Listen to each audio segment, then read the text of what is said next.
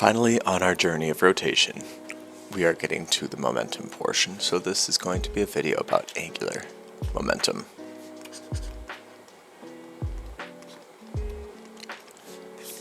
I know a lot of these rotational videos have started out with some kind of a recap on how to get from one unit set to another or from linear to rotational, and this one's going to do it too.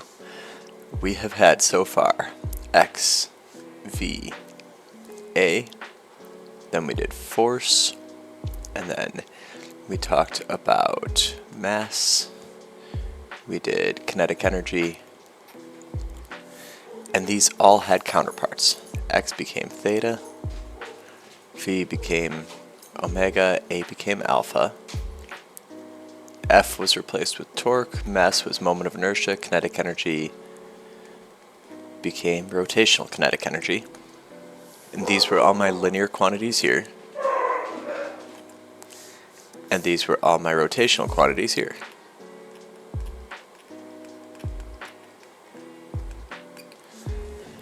And now I'm going to add the last one. So the one that I need to add is momentum.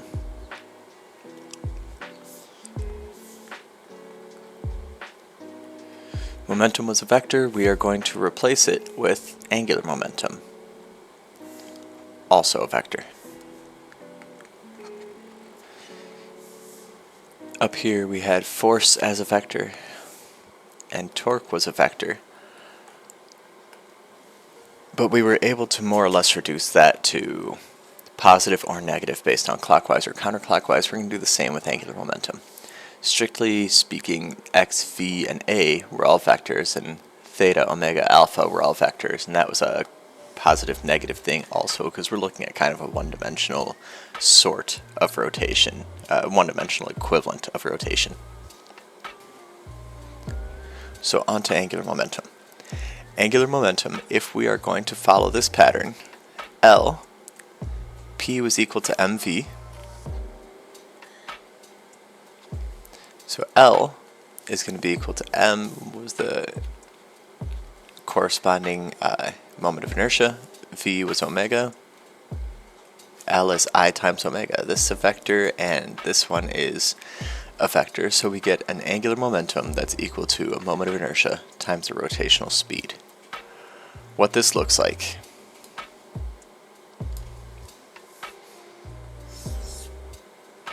If I have a wheel,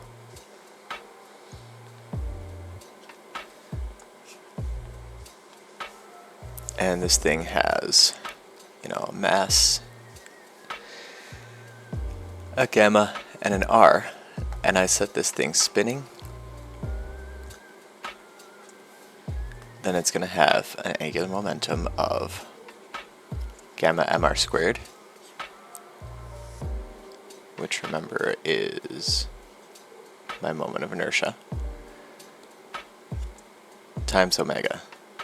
Now we're going to be able to do a couple of different things with angular momentum. With linear momentum, the big thing we were doing was collisions. Now collisions, they seem like a very different thing than what we're about to do, but in some ways they're not. With a collision, we had a system like this of maybe two objects, and we would have one going this way, maybe one going the other way. They would crash, and then afterwards maybe they'd move together, maybe they would bounce off each other, some version of that. We had a system of particles, and they rearranged themselves. With angular momentum, we are going to say the same thing, but we can do something that looks a little different. If we have a wheel like this, maybe this is a merry-go-round at a playground.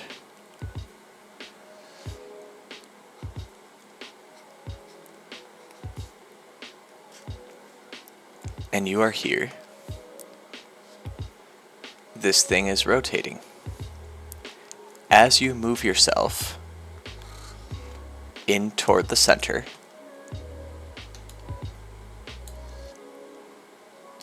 you have changed the moment of inertia.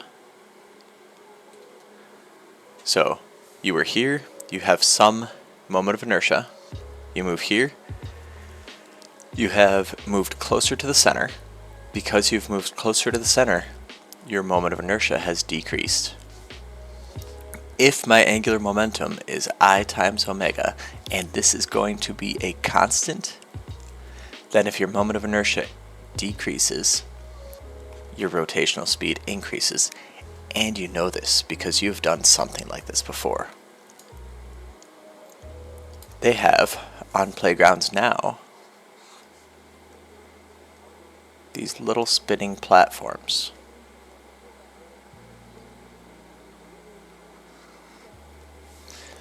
And then there's like a wheel up here that you can grab onto so that you can spin yourself. I don't actually know how that part of it works.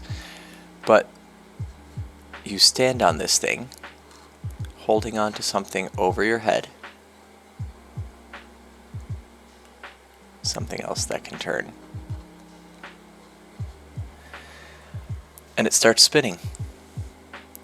It starts spinning usually because you either get it spinning or someone pushes you. It starts spinning. Now when you stand straight up, this thing spins at a certain speed. If you decide to lean out,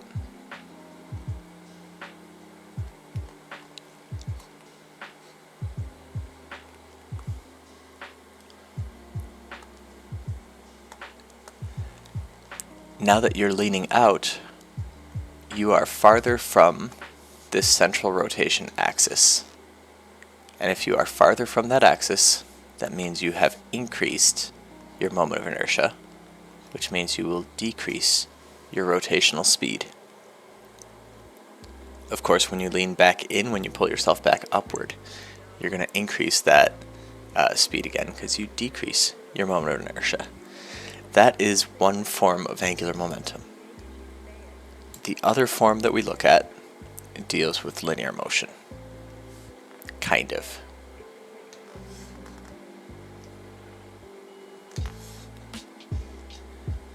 If I've got something like this and I have, so here is an axis or a hinge, and I have another object and it's moving along.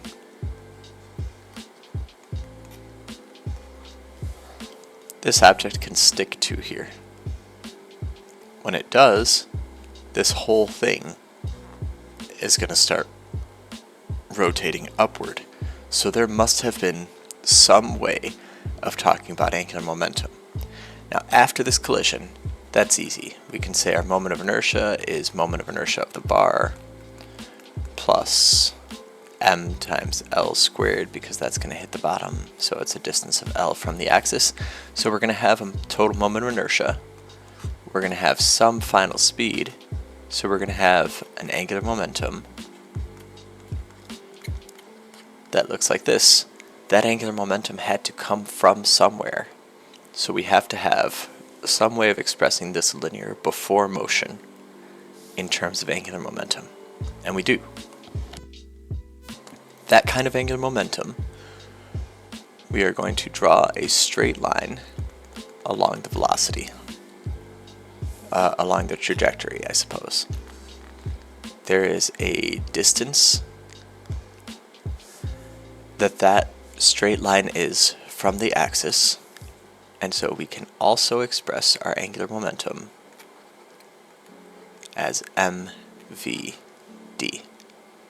And in here somewhere, we need this to be perpendicular.